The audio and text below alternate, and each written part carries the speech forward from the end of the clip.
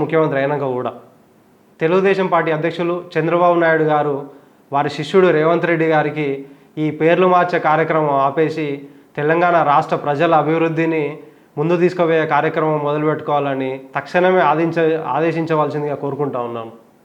గత ప్రభుత్వ ఆనవాళ్ళు లేకుండా చేస్తా అని కంకణం కట్టుకొని పనిచేస్తున్న సీఎం రేవంత్ రెడ్డి గారు తెలంగాణ రాష్ట్ర ప్రజలకు అభివృద్ధి చేసి చూపెట్టండి, తెలంగాణ రాష్ట్ర చరిత్ర నుంచి ఎవరు ఆనవాళ్ళు తుడిచేయాలనుకుంటారో అది ప్రజలే నిర్ణయిస్తారు.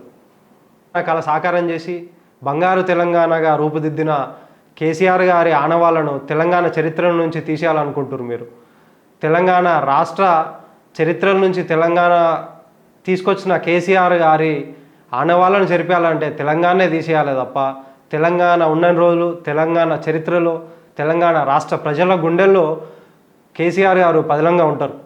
మీరు ఇవాళ ధ్వంసం చేయాలనుకుంటుంది కేసీఆర్ గారిని కాదు, తెలంగాణ పునాదులను ధ్వంసం చేయాలనుకుంటున్నారు. కాంగ్రెస్ ప్రభుత్వం ఏర్పాటై 6 నెలలైనా తెలంగాణ రాష్ట్ర ప్రజలకు ఇచ్చిన 6 హామీలు అమలు చేయలేక కాంగ్రెస్ ప్రభుత్వం మరియు సీఎం రేవంత్ రెడ్డి ఇలాంటి ఆలోచనలు చేయడము మానుకోవాలి.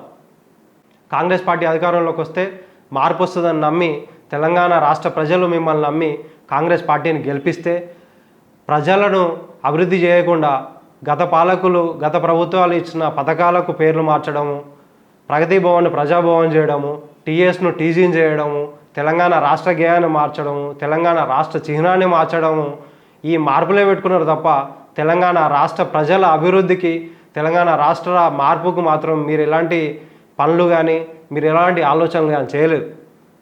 ఇలాంటి ఈ పేర్లు మార్చే ప్రక్రియ ఈ పేర్లు మార్చే కార్యక్రమాలు ఆపేస్తే తెలంగాణ రాష్ట్ర ప్రజల అభివృద్ధి మీద మీరు దృష్టి సారించే సమయం మీకు కలుగుతుంది. సీఎం రేవంత్ రెడ్డి గారు తెలంగాణ రాష్ట్ర అధికార చిహ్నం నుంచి కాకతీయ కళాతోరణం మరియు చార్మినార్ను తొలగించి వారి గురువుగారైన తెలుగుదేశం పార్టీ అధ్యక్షుడు చంద్రబాబు నాయుడు గారి ఫోటోనో వారు విఎఫ్ఎక్స్లో తయారు చేసిన అమరావతి ఫోటోలోనో మన తెలంగాణ రాష్ట్ర అధికార చిహ్నంలో పెట్టే ప్రయత్నం చేయనందుకు రేవంత్ రెడ్డి గారికి నా తరపున హృదయపూర్వక కృతజ్ఞతలు, ధన్యవాదాలు.